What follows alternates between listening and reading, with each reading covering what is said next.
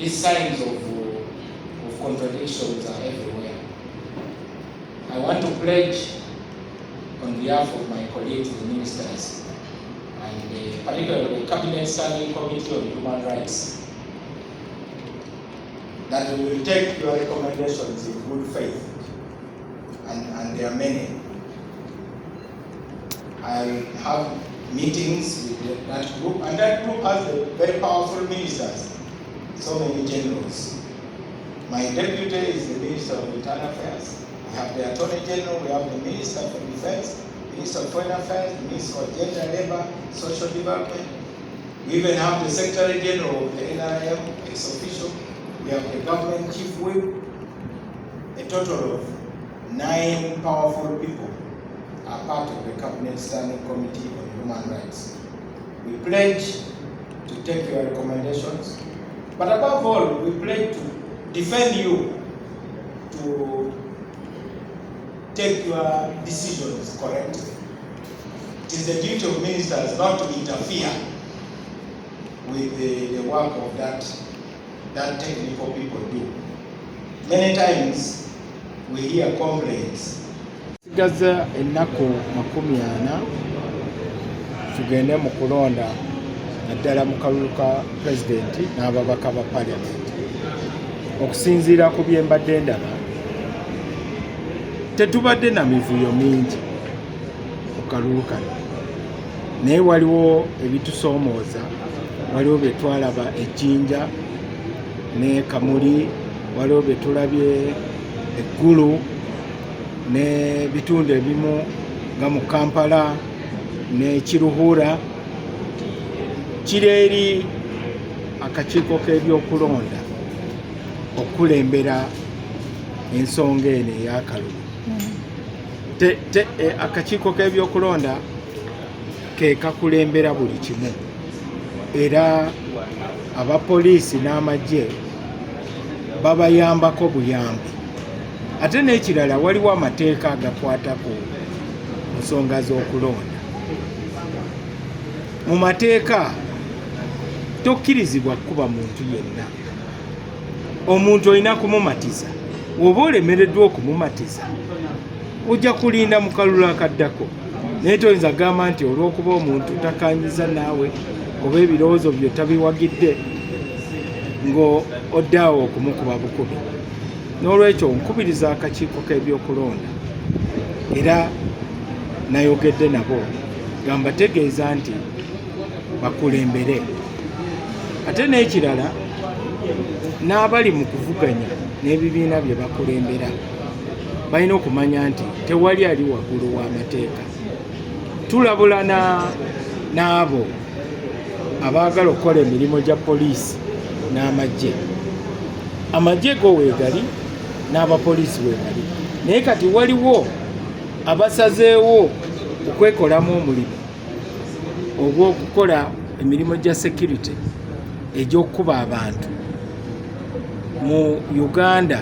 Naddala nga twagala ensi yaffe etereere, omuntu yenna akuba abantu oba omuntu yenna alemesa kandidate yenna okunoonya akalulu, ajja kuba awadde kandidate oyo ekyokwekwasa nga bamuwangudde, agambe nti saakola kampeyini bannemesa. Mu kalulu kano engeri gyenkalabamu, tewaliwo kyetaagisa ate okuba Bannayuganda. N'olwekyo ffenna tulina okuvumirira abo abaleeta emivuyo, oba bava mu poliisi, oba bava mu magye, oba bano bafutusolya ba Nuupu, oba bano abayita simanya abageto aba NRM. Abavubuka muve mu bintu bya pay as you go. Bano ababapikamu omuliro, ababakumamu omuliro, abawa busente obutinitini, beenoonyeza byabo. Akalulu bwe kanaayitawo, mujja kusigala nga muli mu mbeera eno. Mulina okulaba nga mugoberera amateeka, era gavumenti yonna kebenga ekulemberwa ani erina okubaweereza awatali kubakozesa bikyamu. Waliwo kyogambye Honorable nti akakiiko kaleme kwekweka mu kunoonyereza kuba tewali kyakunoonyereza. Ebintu ebisinga tubirabye ku byabadde Gulu waliwo abamu abakola ne vidiyo nga batiisatiisa buli omu nga bakutte n'ebyokulwanyisa. N'olwekyo tekyetaagisa ate akakiiko k'ebyokulonda kagambe nti tukyanoonyereza ate n'okwekweka mabega wa poliisi ti poliisi yenoonyereza. Akakiiko kennyini ke kalina okusamaninga buli omu bwe balabyeko ajja aweeyo statement ate babalabule mu buwandiike babeere blacklisted mu buli nsonda ya Uganda. Ekyo kyekijja okuwa abantu essuubi tebinaava mu kalulu bijja kubanga byebirowoozo by'Abannayuganda byennyini, kubanga omuntu yenna toyinza kumusiba emikono n'ogamba nti jangu tukube ebikonde ate nga emikono gyo gisibye emabega. Ne bw'omuwangula ajja kubeera n'ekyokwekwasa agambe nti wamulemesezza. Ekigendererwa ng'omuntu yenna akwatiddwa kyekyokumunoonyerezaako, naye ng'ekisookera ddala nga ssaawa 48 tezinayitawo omuntu oyo ateekwa okutwalibwa mu mbuga za kkooti bamuguleko omusango naye asobole okwewozaako. N'olwekyo omuntu yenna gwe basibye okumala akabanga ako ekyo baba bakikoze mu bukyamu mu bumenyi bw'amateeka. Nkubiriza ba DPP era nga bwe nakyogeddeko, fayiro zonna bwe bazireeta balaba nga obujulizi tebuwera, fayiro ezo bazigobe. Obujulizi bwe buba nga buwera bagende mu kooti bagulewo emisango babawozeeko abo abakwatiddwa, kooti yebeesalawo. Naye gwe omuntu akwata omuntu si gw'osalawo. Ekyo kiva ku bunafu bwa kooti zino eza bulijjo, kubanga omuntu wa bulijjo waalaba nga bamutulugunya, bano ababbi b'ente bamwetoolodde babatta, ng'ate ne kooti weeziri ogenda okulaba omuntu gwe bakutte ku makya ng'akawungeezi addayo ewuwe, ng'addayo ewuwe nga bwakusongamu n'agamba nti ekiro nninda nja kukomawo.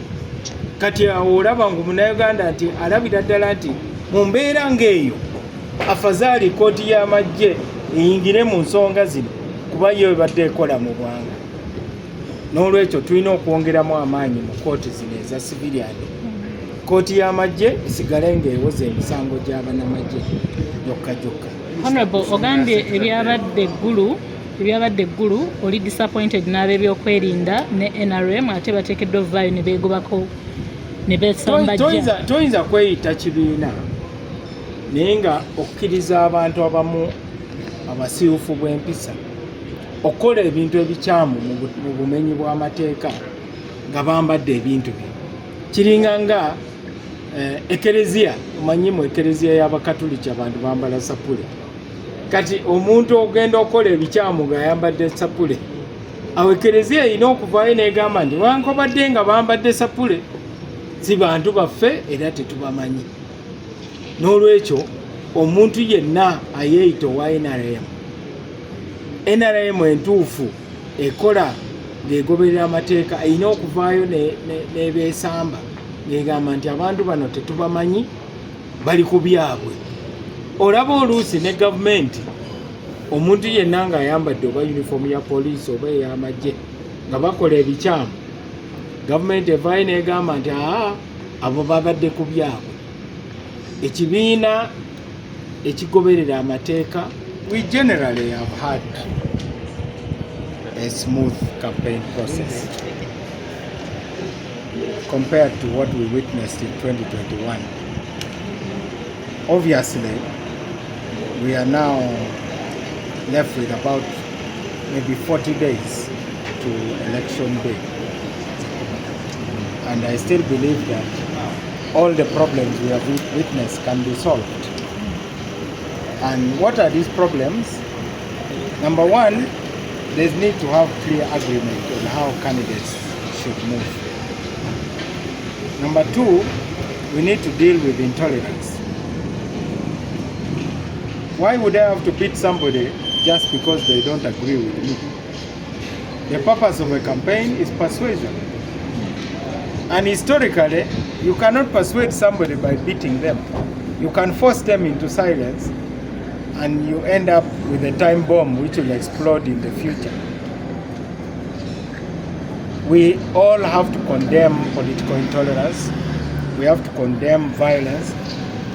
And like I did earlier, it is important for the security forces to dissociate themselves from organized goons from any political party. This is not just about one political party. What we witnessed in Gulu is totally unacceptable. Gulu is known for tolerance. Gulu is known for encouraging peaceful debate. And I have urged the Electoral Commission to take charge of the campaign processes. The army and the police support the Electoral Commission. The Electoral Commission is the lead agency. So when you see incident like this, that's a failure of leadership on the part of the Electoral Commission, which they have got to deal with. They have got to show a red card to the individuals who are at the forefront of fomenting violence. Many of the people who are behind the violence in Gulu have recorded videos. They are known. So it's not enough to say there is going to be an investigation. I think the Electoral Commission already knows enough about some of the individuals. Okay. Honorable, about the people that have been arrested across the country, especially in the NUP camp, what's the management plan to have them? There's no point arresting people if you don't intend to prosecute them. You cannot just arrest people for the sake of arresting them. When you arrest people, you should prosecute them. The offenses should be known. Having a political position which is different from another person is not an offense. So I call upon the office of the DPP either to sanction the files of those who have been arrested or dismiss the cases and close the files.